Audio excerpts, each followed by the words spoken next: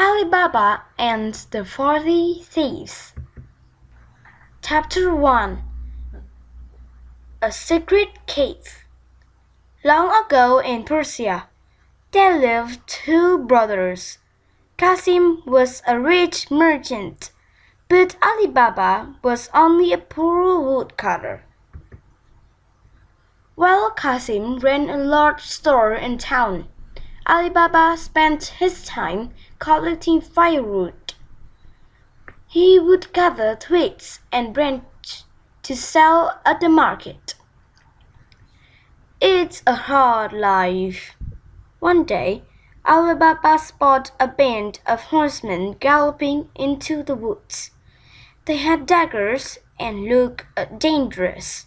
Quickly, he hid in a tree. The men stopped in a cliff. "ALIBABA's tree! Open, sesame!" cried their leader, and a hole appeared in the rock. Silently, they went in. "That's amazing!" thought ALIBABA. He wanted to explore, but he was scared of the men. After a long wait, he saw the rock opened again. He counted the men as they hurried out. There were 40 of them. "Shut, sesame!" said the leader. The rock closed, and the men rode away. "Follow me, men!" ALIBABA slid down from his tree. He tried the magic words. "Open, sesame!" Instantly, the rock opened. ALIBABA crept inside and gasped. The cave was crammed with treasure. "Those men must be thieves," he thought. "They won't miss a few coins." And he filled 4 bags with gold. He turned to go, but the rock had closed behind him. "Help! Open, sesame!" he cried. The rock slid open and they darted out. "Shut, sesame!" he added, before racing home. ALIBABA's wife had stunned to see his bags full of gold instead of wood. "I must be dreaming," she sighed. Then ALIBABA told her the whole story. "We should hide the gold," she said. "But first, let's find out how rich we are." She ran to Qasim's house and asked to borrow his wife's scales. Qasim's wife wondered why. Secretly, she smeared some wax on the scales before handing them over. "Thank you." When the scales come back, Qasim's wife found a gold coin stuck to the wax. She showed it to Qasim. "Your brother isn't a poor man after all," she cried. "He weighs his gold." The next day, Qasim took the coin to ALIBABA. "Tell me where this came from," he ordered. ALIBABA couldn't lie to his brother, so he told him about the cave. Chapter 2. The Thieves Return. "Gold, eh?" thought Qasim.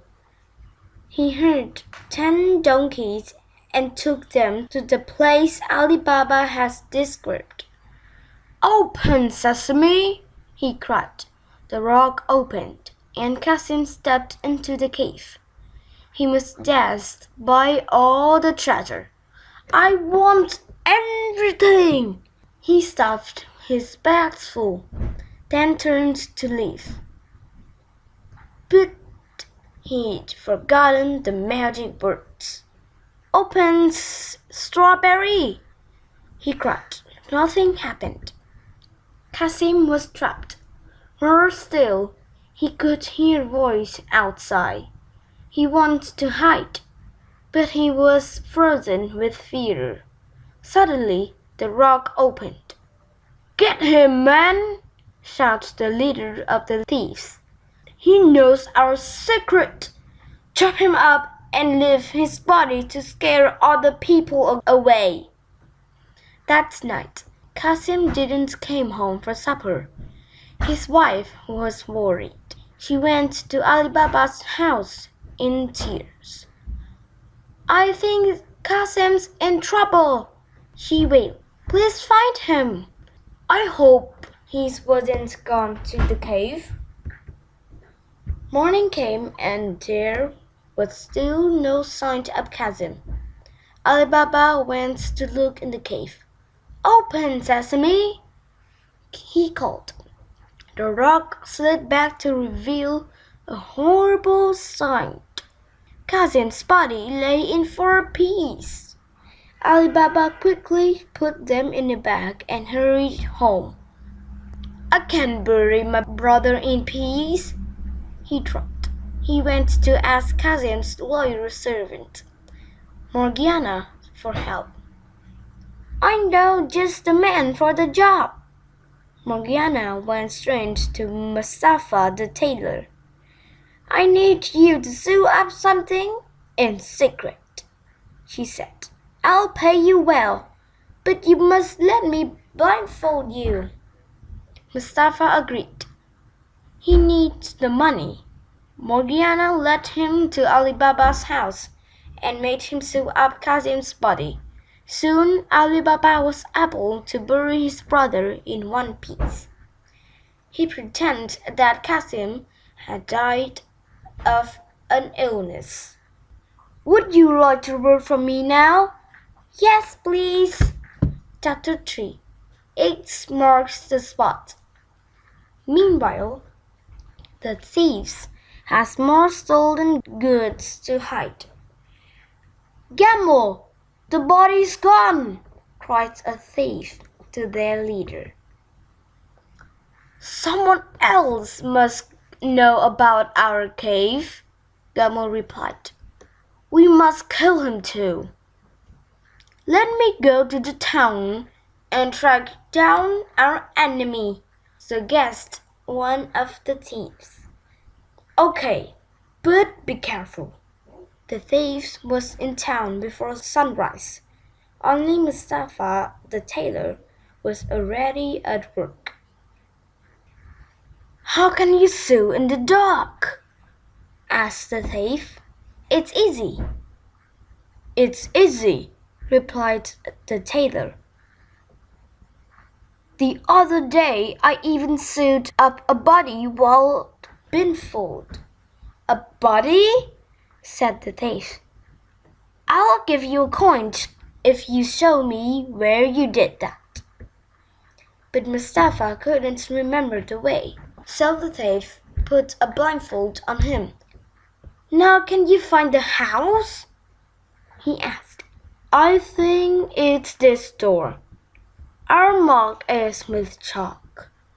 An hour later, Morgiana arrived at ALIBABA's house from the market. "What's this cross for?" she wondered. "I think something fishy is going on." She drew crosses on the doors of 9 other houses, so ALIBABA's didn't stand out. Back at the cave, the thief was telling his friends about Mustafa and the house. "You can show you where your enemy lives," he said. He took Gamal to ALIBABA Street, only to find 10 doors marked instead of 1. It's one of these." "You fool!" Gamal returned to the cave, very annoyed. "Right," he said. "I'll give a sack of jewels to the man who can find our enemy." "I'll do it." And so a different thief set off to ask for Mustafa's help. "Do I have to do this again?" "I'll give you 2 gold coins." When they reached the door, the thief had an idea. "I'll mark it in red chalk," he thought. After he'd left, Morgiana noticed the new cross. She quickly drew 9 more, in red this time. The second thieves led Camel to Alibaba Street. There were so many crosses. He didn't know where to start. Must I do everything myself? Cried Camel. Chapter 4. The Oil Seller. Before long, Camel had a plan. First, he ordered his men to buy 38 big oil jars and 19 donkeys. He filled one jar with oil and left the rest empty. I want 37 of you to hide in the jars, he told his men. You 2 fools better find another boss. Then he disguised himself as an oil seller and led the donkeys into towns. Each donkey carried 2 jars. Camel went to see Mustafa. Show me where you served up that body, he said, giving Mustafa 3 gold coins. Here we are. Thanks, you can go now. At Alibaba's door, Camel knocked loudly. Can I help? Said Alibaba. I hope so, replied Camel. I'm an honest oil seller with no here to stay. Well, come in and make yourself at home, said Alibaba. You can leave your donkeys in the yard. While Camel unloaded his jars, he spoke to the thieves. Keep hidden until I throw a pebble from my window, he whispered. Then you know it's time to attack. Morgiana was preparing supper for Alibaba and his guests when her lamp ran out of oil. I'm sure the oil seller won't mind if I take some of his, she thought. She reached the first jar and was startled to hear a voice. Is it time, Camel? It asked. Thinking quickly, she replied in a deep voice. No, not yet. Then she went from jar to jar, listening for a voice. Is it time? No, not yet. Only one jar contained oil. Men were hiding in the others. Morgiana guessed Alibaba was in big trouble. She took the oil to the kitchen, hid it in a huge pot, then carried it out to the yard. Carefully, she tipped sizzling oil into all 37 jars. One by one, the thieves exploded and died. That night, Camel looked out of his window. All clear, he thought, and threw a pebble at one of the jars. 20 pebbles later, there was still no sign of his men. They must be asleep. He thought and crept outside to wake them. To his horror, he found all his men dead. He panicked and failed. In the morning, Morgiana showed Alibaba the dead man and told him about the oil seller's escape. They are the thieves I saw at the cave, he cried. We'd better bury them here. Chapter 5. Revenge. By now, Camel was very angry. He thought of nothing but killing Alibaba. While he was plotting, he decided to sell some of the treasure. He dressed up as a businessman and set up a market stall. By chance, Alibaba's nephew ran a stall nearby. Hello, my name's Camel. Nice to meet you, Mr. Camel. The 2 men got along well. I've met a new friend, the nephew told Alibaba. A week later, Alibaba's wife held a dinner party for the nephew and his friend. Camel found himself face to face with his enemy. All went well until ALIBABA offered him salt. "Have some salt." "No, no, no, anything but that." In Persia, it was very unlucky to harm someone if you'd eaten their salt. Morgiana heard their guest refuse the salt. "Strange," she thought, and studied him more closely. "It's the man who pretends to be an oil seller," she gasped. "I must protect ALIBABA." Quickly, she changed into dancing clothes, with a tambourine in her hand and a dagger at her side. He swayed and twirled in front of the party. "She's wonderful!" Her dance was greeted with claps and cheers. "Again! Bravo!" Then Morgiana went from one person to the next, holding out her tambourine for money. ALIBABA gave her a coin, and so did his nephew. Kamal fumbled on his purse. "This is my change," thought Morgiana. As Gamal looked down, he took her dagger and stabbed him. The others jumped up. "What have you done?" cried ALIBABA. "I've saved your life," Morgiana replied. "She's dead. I'm confused. Look carefully at your guest," she went on. "He's really a fake oil seller. He also the leader of the thieves," cried ALIBABA. "He must have been after me ever since I've found his cave."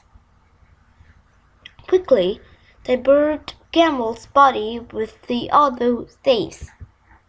"Morgiana, how can I ever repay you?" ALIBABA asked.